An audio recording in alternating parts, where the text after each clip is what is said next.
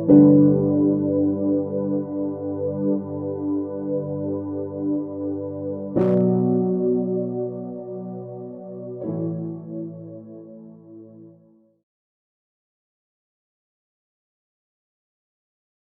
gens qui ont eu la culture, en fait, voilà, qui ont eu des enseignements qui comptent la loi de Moïse. C'est pour ça que plus tard, en fait, il va parler de la prêtrise, du tabernacle, etc. Et nous avons commencé par le début où le Seigneur parlait autrefois à travers les prophètes, les versets premiers, et dans les derniers temps, on avait dit que les derniers temps, en fait, ça a commencé avec la naissance de l'Église, en fait. Donc, Dieu parle par le Fils, par l'Esprit du Fils. Et on avait dit que la Bible déclare que d'abord, premièrement, Dieu l'a établi héritier de toutes choses. Parce qu'il est le chef, en fait, de toutes choses lui sont soumises. Et il est aussi créateur, c'est ce que la parole déclare. Et également au verset 3 que nous avons lu, il est la splendeur ou le reflet de la gloire de Dieu. De la gloire de Dieu. Et l'empreinte de son être. C'est-à-dire l'expression en fait exacte. Donc il est Dieu. Il est Dieu en fait, sur terre. C'est l'expression de la personne de Dieu lui-même. Donc on voit qui il est, Jésus-Christ, notre Sauveur, celui en qui nous avons cru. Et on s'était arrêté là et on va poursuivre. Et la suite dit, et on avait vu également ça, il soutient toutes choses par sa parole. Nous avons parlé également de la puissance de la parole de Dieu qui nous relève en fait, qui nous fortifie, qui nous encourage, qui nous reprend aussi, parce que dans 2 Timothée 3, 16 à 17, la Bible déclare que toute l'écriture est inspirée de Dieu et capable ou utile pour nous enseigner, pour nous convaincre, pour nous corriger, pour nous instruire dans la justice, afin que l'homme de Dieu soit accompli et prompt à toute bonne œuvre. Nous voyons l'efficacité de la parole de Dieu qui nous soutient. Et la suite, la Bible déclare, la dernière partie du verset 3, qui a été lu, ayant fait par lui-même la purification de nos péchés, s'est assis à la droite de la majesté divine dans les lieux très hauts. Dans d'autres versions, c'est écrit, après avoir accompli au travers de lui-même la purification de nos péchés, il s'est assis à la droite de la majesté divine dans les lieux très hauts. Qu'est-ce que nous découvrons là? Il nous déclare que Jésus-Christ, en fait, il a acquis la position d'honneur, c'est-à-dire assis à la droite de la majesté divine, c'est-à-dire c'est une position d'honneur. Une position d'honneur. Et pourquoi il a obtenu cette position d'honneur? C'est parce qu'il a fait quelque chose. C'est parce qu'il a posé un acte. C'est après avoir posé cet acte, après avoir accompli la purification de nos péchés. Et comment ça s'est fait? Comme nous le savons, c'est à travers son sang.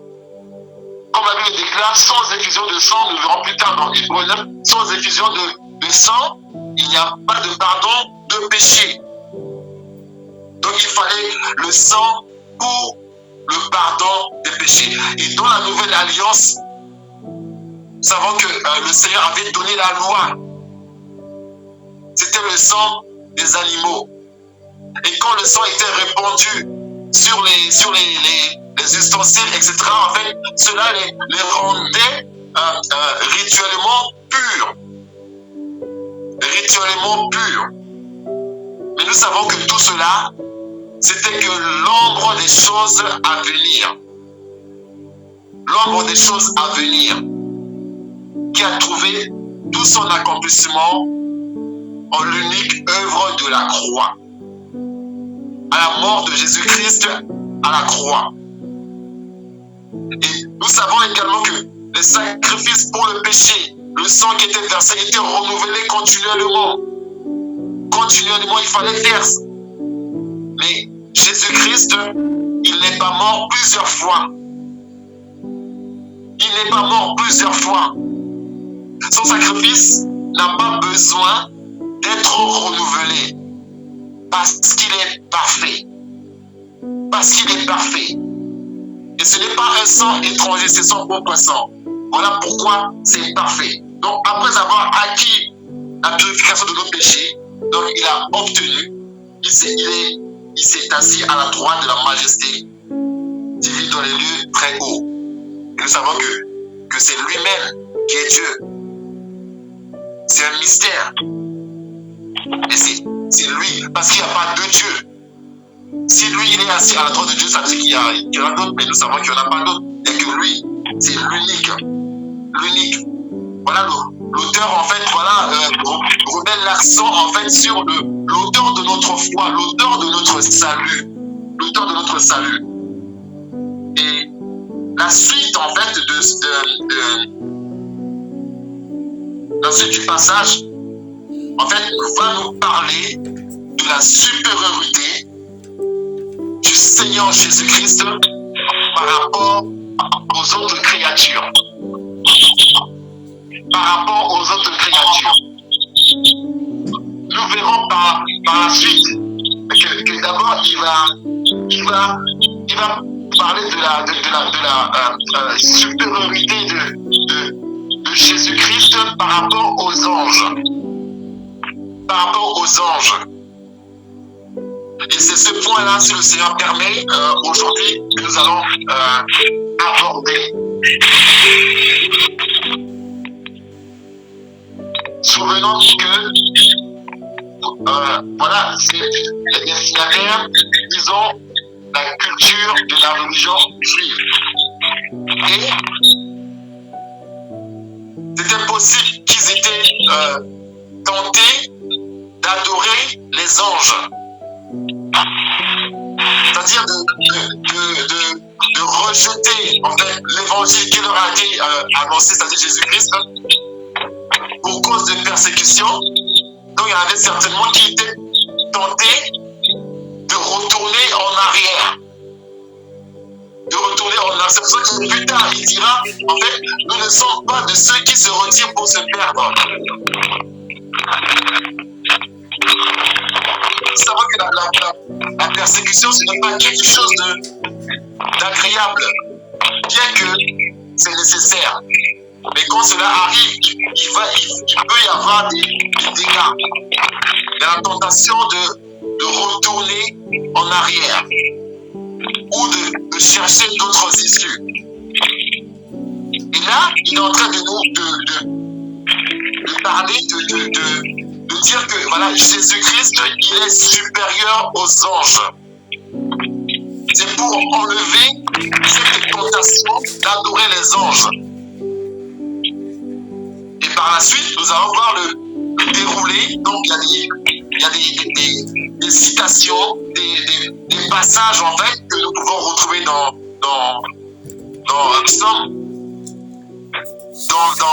l'ancienne alliance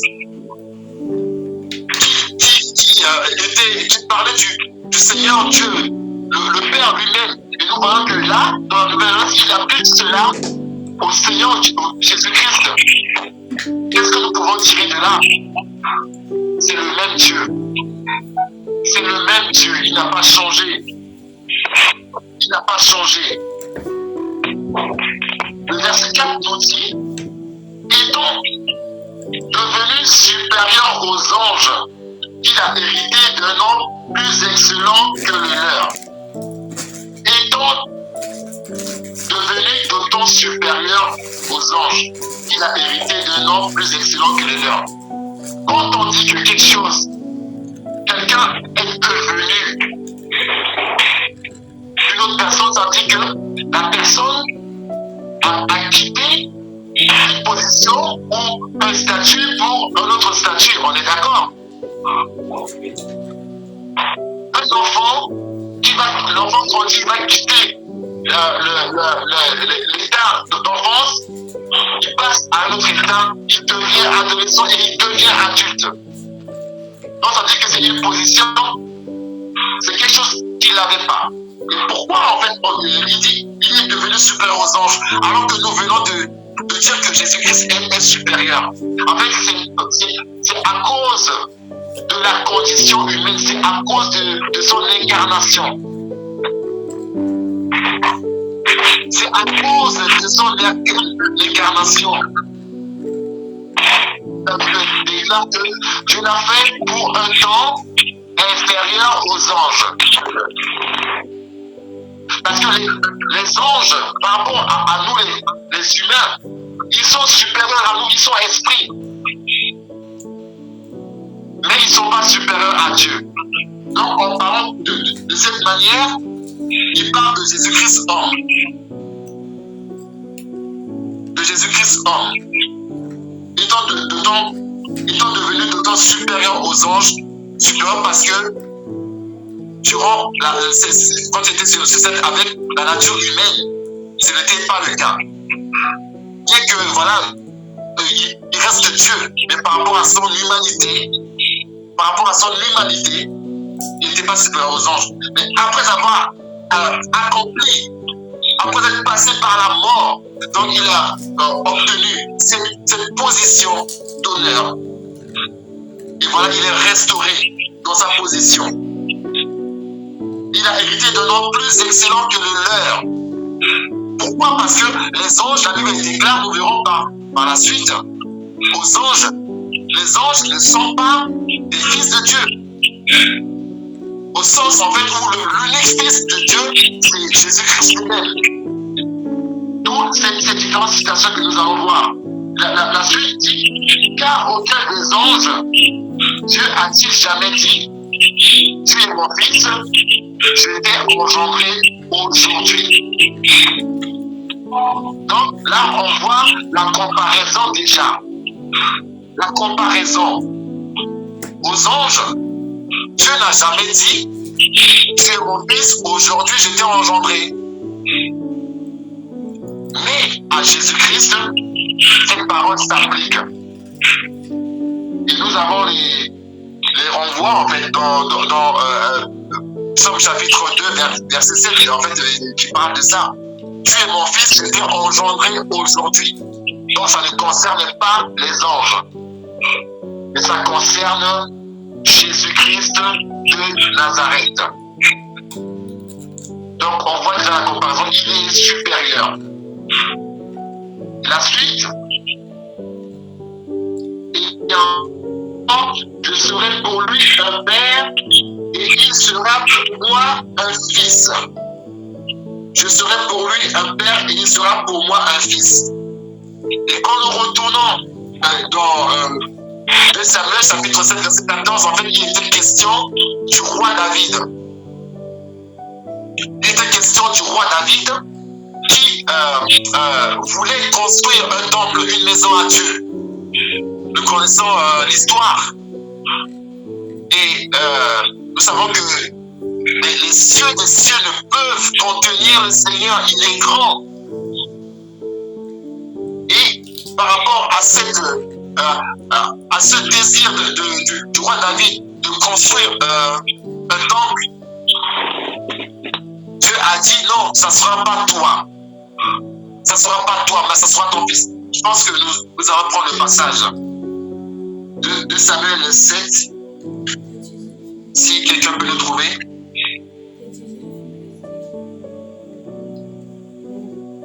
Amen.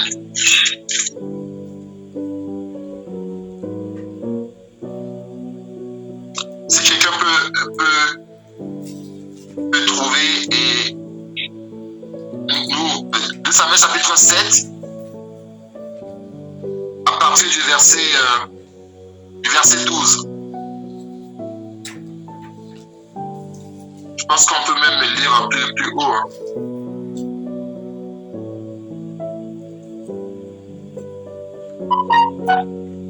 Amen.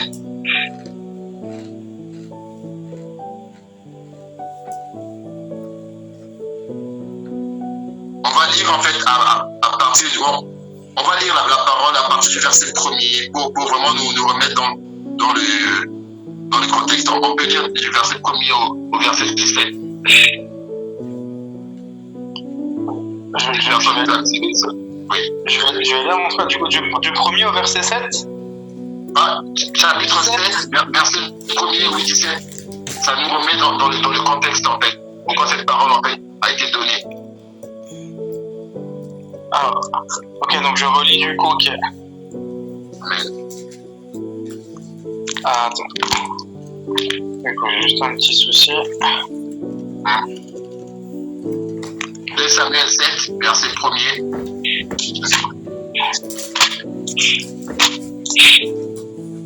Alors, amen.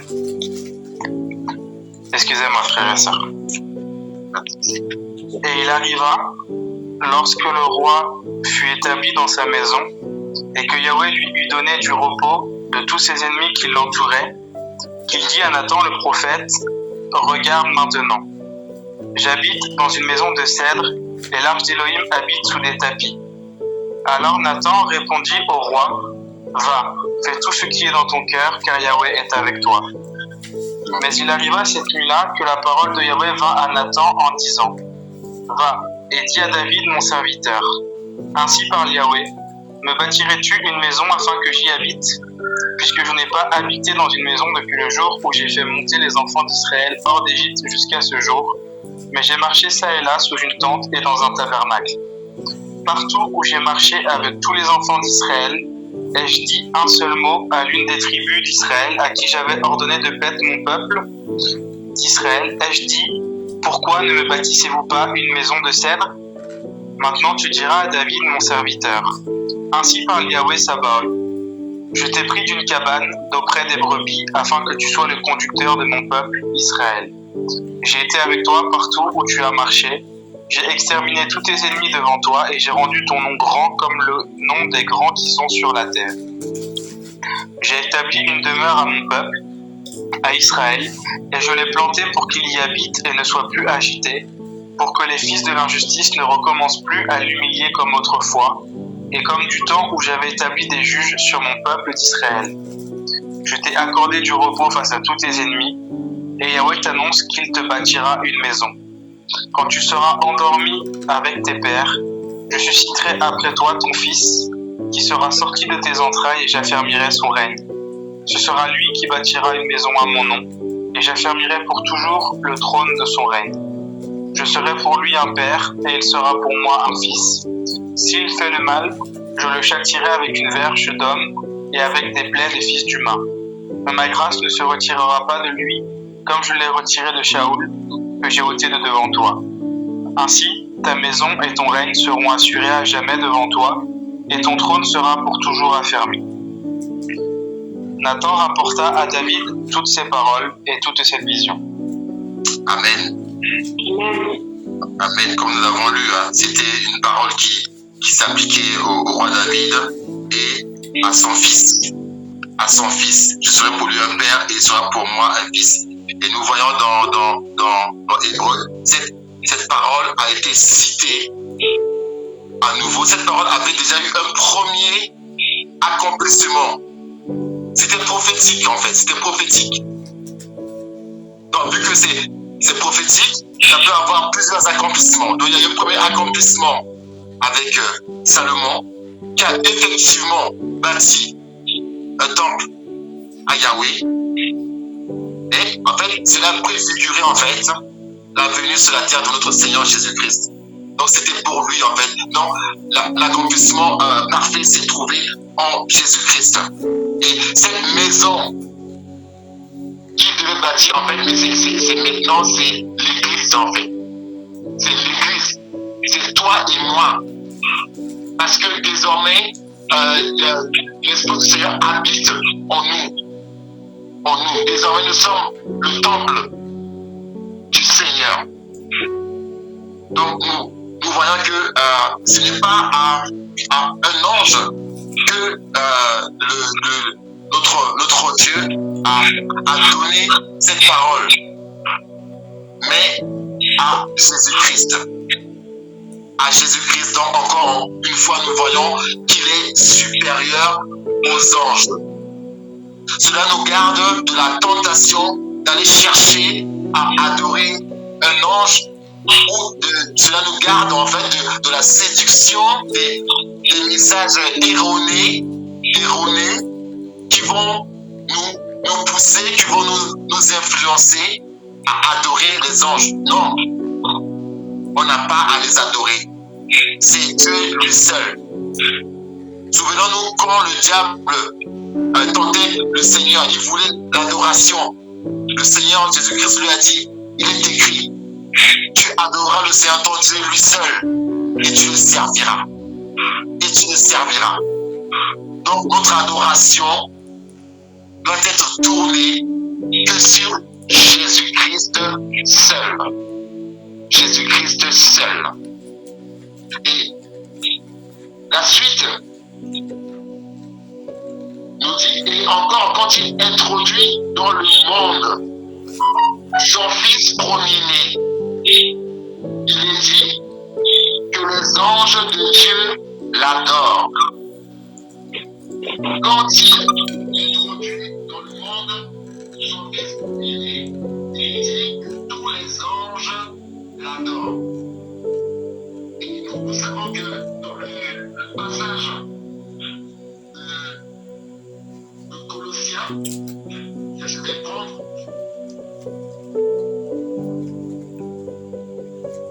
le passage de Colossiens, en fait, a été mal interprété en fait par certaines dénominations. Quand on dit qu'il est Jésus-Christ, il est le premier-né de toute la création, ils interprètent en ce sens que il a été créé. Alors que non, ça parlait de la position en fait qu'il a. La première place en fait. Parce que si il a été créé, ça veut dire que la Bible se contredit en fait. Parce que nous avons lu dans les premiers versets, le verset 2 nous dit, par son Fils qu'il a établi, l'héritier de toutes choses, et par lequel il a aussi fait le monde. Donc, il n'a pas été créé, quand on dit premier-né, ça veut dire qu'il a la première place. La première place, afin qu'il soit le premier en tout. En tout. Et j'aime beaucoup ce passage, voilà, que je vais lire, en fait, Colossiens chapitre 1er. Colossiens chapitre 1er, qui nous détaille encore, qui vient encore appuyer ce qui est écrit en fait dans l'épître aux Hébreux. Colossiens chapitre 1er à partir du verset 12. Que je lis. Rendons grâce au Père qui nous a rendus capables d'avoir part à l'héritage des saints dans la lumière et qui nous a délivrés de la puissance des ténèbres et nous a transportés dans le royaume du Fils de son amour. Encore, on parle du Fils de son amour, en qui nous avons la rédemption par son sang. La rédemption, c'est-à-dire en qui nous avons le rachat. Le rachat.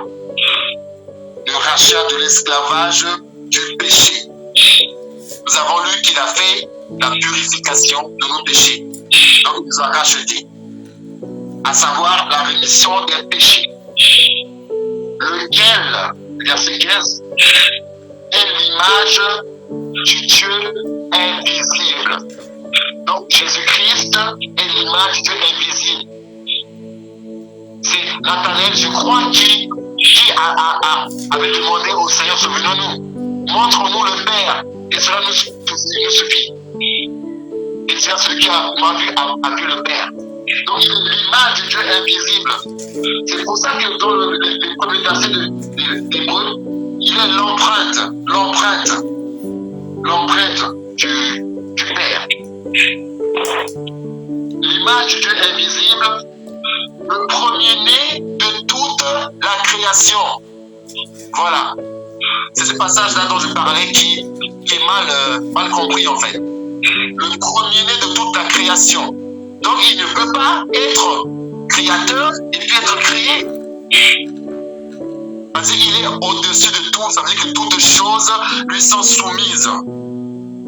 La suite, verset 16, car par lui ont été créées toutes choses qui sont dans les cieux et sur la terre, les visibles et les invisibles, soit les trônes, ou les dominations, ou les principautés, ou les puissances, toutes choses ont été créées par lui et pour lui. Jésus-Christ, notre centre. Jésus-Christ doit être notre centre. Le centre de toutes choses. Souvenez-vous de ce chant qui dit Jésus soit le centre. À travers sa parole qui tombe dans nos oreilles, s'il y a des choses qui ont pris sa place, si nous sommes focalisés sur des choses, sur des autels qui n'honorent pas Jésus-Christ, qu'on son nom que cela soit détruit et qui reprennent sa place, la place du roi. La place du roi dans nos cœurs, qui reprenne la place du roi dans nos familles, qui reprenne la place du roi dans nos foyers, dans nos projets, dans la vie des conjoints, dans la vie des enfants, au nom de Jésus-Christ de Nazareth. Parce que toutes choses ont été créées par lui et pour lui. S'il y a des choses dans ma vie que je dois mettre en règle, que le Seigneur m'aide, que le Seigneur nous donne la force de le faire, afin que tout soit fait pour lui. Et il est avant toute chose, et toute chose subsiste par lui. Hébreu dit, il soutient toutes choses par sa parole puissante. Nous voyons comment la parole de Dieu concorde. Alléluia. Quelle richesse, quelle richesse, quelle richesse. Et c'est lui qui est le chef du corps de l'Église, qui est le commencement et le premier-né d'entre les morts, afin qu'il tienne le premier rang en toutes choses. Voilà, c'est ce qu'on avait dit. Afin qu'il tienne le premier rang en toutes choses. Le premier-né d'entre les morts, ce n'était pas le premier à revenir à la vie, mais c'est le premier à revenir à la vie avec un corps glorieux. Il est le premier en toutes choses. Jésus-Christ de Nazareth, afin qu'il tienne le premier rang en toutes choses. Car le bon plaisir du Père a été que toute plénitude habita en lui. C'est-à-dire toute la divinité habita en lui en étant sur cette terre. Et de réconcilier par lui toutes choses avec lui-même. Avec lui-même. Donc c'est lui-même qui établit le pont pour nous ramener à lui. Alléluia. Ayant fait la paix par le sang de sa croix, à savoir tant les choses qui sont dans les cieux que celles qui sont sur la terre. Et voilà ce qui nous a accordé. Et vous qui étiez autrefois étrangers, et qui étiez ses ennemis dans votre entendement, et dans les mauvaises œuvres, il vous a maintenant réconcilié. Il m'a réconcilié, il t'a réconcilié avec lui par le corps de sa chair, par sa mort, pour nous présenter saints et sans tache et irréprochables devant lui. Si toutefois nous demeurons dans la foi, étant fondés et fermes et n'étant pas transportés hors de l'espérance de l'évangile que nous avons entendu, lequel est prêché à toute créature qui est sous le ciel, dont Paul dit, dont moi, Paul, j'ai été fait serviteur. Le but, c'est de nous donner vraiment les fondements de notre foi, afin que notre foi soit encore solidement enracinée sur le roc, comme nous l'avons dit, comme nous le savons, sur ce roc, c'est Jésus-Christ de Nazareth. La suite du verset 6, que tous les anges de Dieu l'adorent. Que tous les anges de Dieu l'adorent. Et ce passage, nous pouvons le retrouver dans Psaume 87, verset 7. Nous n'allons pas le lire. Et dans ça, quand nous reprenons ce passage, en fait, là-bas, ce n'est pas écrit les anges, que tous les anges l'adorent. J'ai regardé dans presque toutes les versions en français. En fait, là-bas, le mot qui est utilisé, ce n'était pas les anges, c'est les dieux. Les dieux avec petit d. Que tous les dieux l'adorent. Et l'auteur de l'épître, en fait, lui, il a pris cette liberté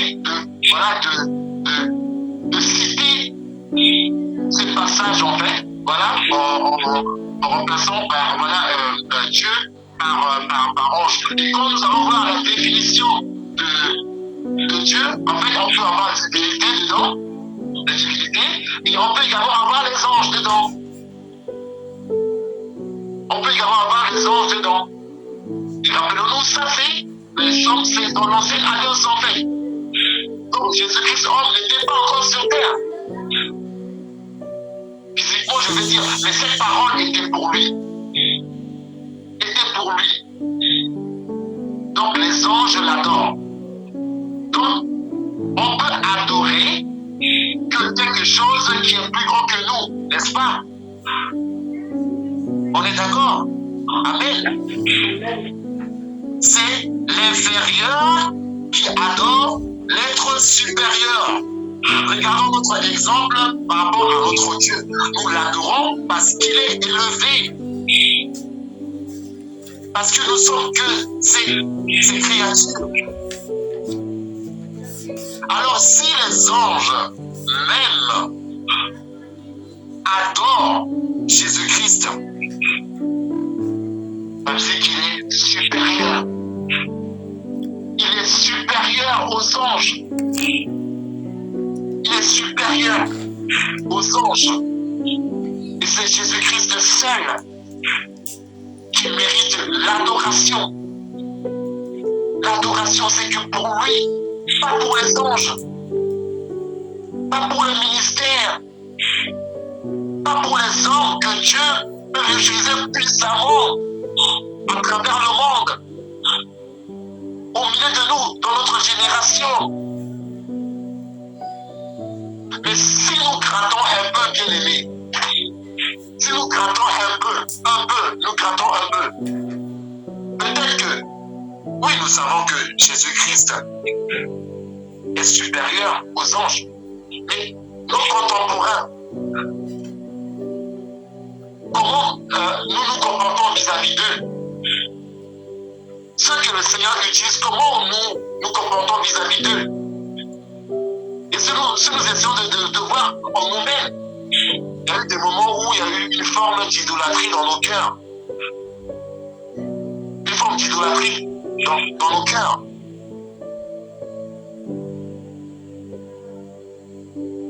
Et cela peut se vérifier. Cela peut se vérifier. Et nous remercions le Seigneur parce qu'il envoie sa parole. Et sa parole nous délivre.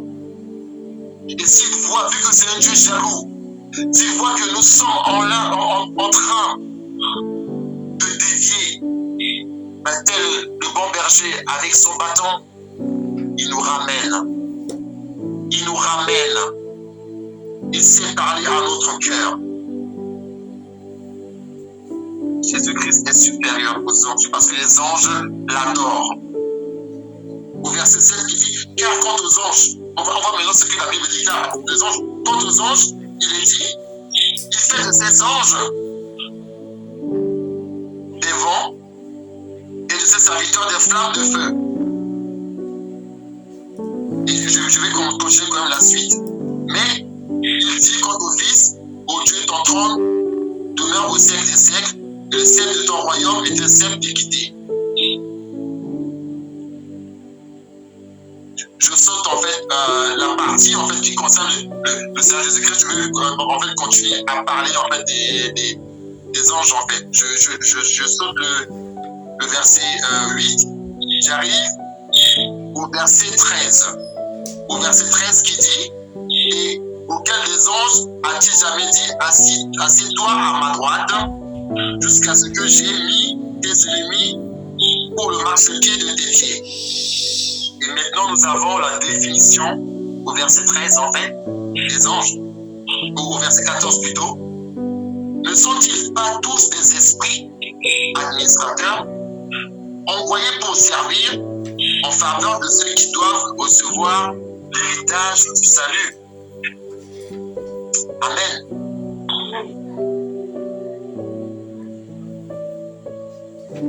Une autre traduction dit, les anges ne sont-ils pas tous des esprits au service de Dieu, envoyés pour apporter de l'aide à ceux qui vont hériter du salut? Donc nous voyons que c'est des messagers du Seigneur. Ils sont au service du Seigneur. Le Seigneur les envoie pour nous aider. Pour nous aider. Pour nous aider. Alléluia. Voilà pourquoi toute la louange, toute l'attention va être portée que sur Jésus-Christ. Parce qu'il est supérieur. Supérieur. Le verset que nous avons lu plus tôt, en fait, il fait de ses anges des vents et de ses serviteurs des flammes de feu. Pourquoi, en fait, le vent? Parce que dans Jean 3,7, en fait, il dit voilà que celui qui est né de Dieu, celui qui est né de l'Esprit, en fait, il est comme le vent. Il est comme le vent. Parce que le vent, tu ne peux pas le cerner, en fait. Tu le sais d'où il vient, ni où il va. N'est-ce pas? Nous constatons juste, en fait, voilà, que le vent souffle, mais on ne sait pas d'où il vient et on ne sait pas où il va. Donc, il en est de quelqu'un qui est né de Dieu. Donc, quelqu'un qui est né de Dieu, c'est comme le vent. Donc, voilà, en fait, c'est Dieu l'utilise, Dieu se sert de lui comme il veut. Tu ne peux pas le cerner, tu ne peux pas le mettre dans une boîte. Tu ne peux pas mettre l'esprit dans une boîte. Donc, il fait de ces messagers des vents, donc il les envoie, il fait ce qu'il veut parce qu'il est souverain. Amen. Ces messagers, les messagers du Seigneur,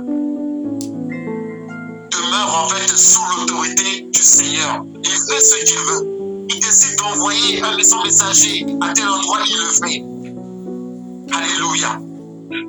Parce qu'il est souverain. Et je réfléchis, mais je me dis, mais pourquoi il est écrit, il fait des flammes de feu également? Pourquoi flammes de feu? C'est par rapport aux ténèbres. Ça peut être aussi une explication par rapport aux ténèbres. Dans les ténèbres, il y a besoin de feu. C'est vrai que nous, de nos jours, aujourd'hui, ben voilà, il fait nuit, ben, on appuie sur l'interrupteur, n'est-ce pas? On appuie sur l'interrupteur, il y a l'électricité tout de suite. C'est ça, non? On a des appareils autonomes. Il y a maintenant des ampoules à LED. Voilà, même si ça peut ne pas être branché, tu appuies si c'est solaire, etc. Tu as la lumière. Mais à l'époque, c'était pas comme ça. C'était pas comme ça. Donc, c'est pour éclairer, pour dissiper les ténèbres. Les ténèbres de quoi? Les ténèbres du péché. Les ténèbres de quoi? Les ténèbres de l'incrédulité. Afin d'éclairer. Parce que notre Dieu est Dieu de lumière. Alléluia. Alléluia. Le verset 8, 9, 10, etc. que le frère le frère Gaëtan avait lu. Encore là, on voit, ça parle du règne de notre Seigneur Jésus-Christ de Nazareth. Ça parle du règne de Jésus-Christ de Nazareth.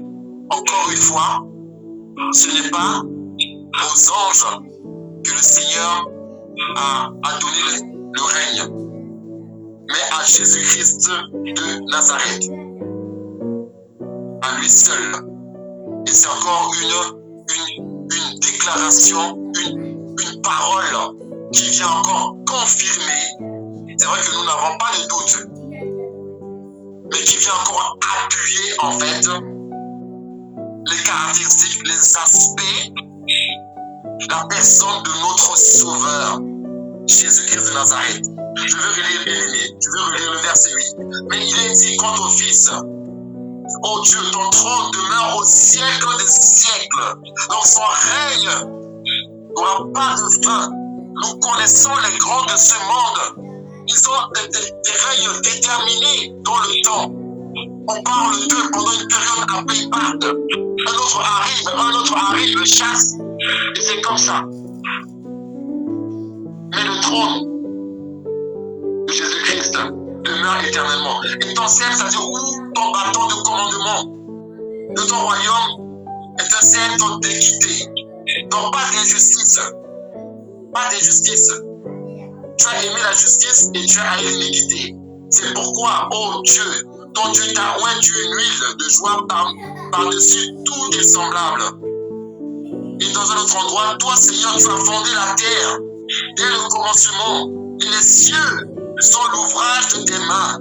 Ils périront, mais tu es permanent. Et ils vieilliront tout comme un vêtement. Tu les plieras en rouleau comme un habit. Et ils seront changés. Mais toi, Jésus-Christ de Nazareth, tu ne changes pas. Tu es le même. Et tes années ne finiront pas. Il est le même. Il est le même. Hier, aujourd'hui et éternellement. Alléluia. Alléluia. Son règne n'a pas de fin. Et son règne, à l'instant, déjà c'est dans ta vie. Son règne, à l'instant, déjà, c'est dans ma vie. Son règne, c'est dans la vie de ceux qui l'acceptent déjà. Mais un jour viendra où son règne sera total sur la terre. Alléluia. Alléluia. Et nous régnerons avec lui. Et nous régnerons avec lui. Et nous régnerons avec lui. Et par le travail qui se fait par le monde, par ces enfants qu'il appelle ici et là, son règne continue de s'établir. Son règne continue de s'agrandir dans les vies transformées. Alléluia.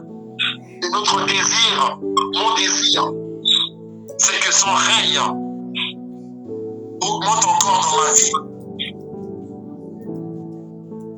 C'est que son règne augmente encore dans ma vie. Parce qu'il n'y a personne d'autre. Personne d'autre que lui. Qui a payé pour moi. Qui a changé ma vie, qui a changé ta vie. Peut-être qu'on avait dit des paroles de condamnation sur toi. Que tu ne vas jamais y arriver, que pour toi c'était fini. Mais le jour où Jésus-Christ t'a visité, tu as repris courage, tu as repris espoir.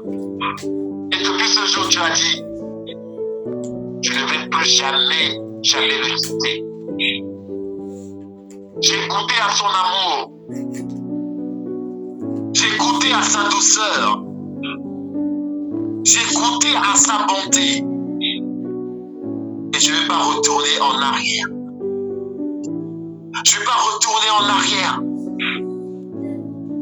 Malgré les difficultés, malgré les souffrances, malgré le rejet, malgré les combats, malgré les incompréhensions, je sais en qui j'ai cru. Il est le soutien de ma foi, le sauveur de mon âme, le sauveur de ton âme. Je suis accroché à lui. Voilà pourquoi je ne retournerai jamais. J'ai à m'accrocher à lui. M'accrocher à Jésus-Christ. Je vais m'accrocher parce qu'il est supérieur. Parce qu'il est supérieur à tout. À tout. Parce que c'est le Dieu très haut. Alléluia. Et son règne est un règne de justice. La parole le déclare. Les hommes sont injustes. Les hommes peuvent être injustes. L'homme peut se tromper. Mais Jésus-Christ Oh, ne se trompe jamais. Le Sauveur parfait. Et nous élevons son nom.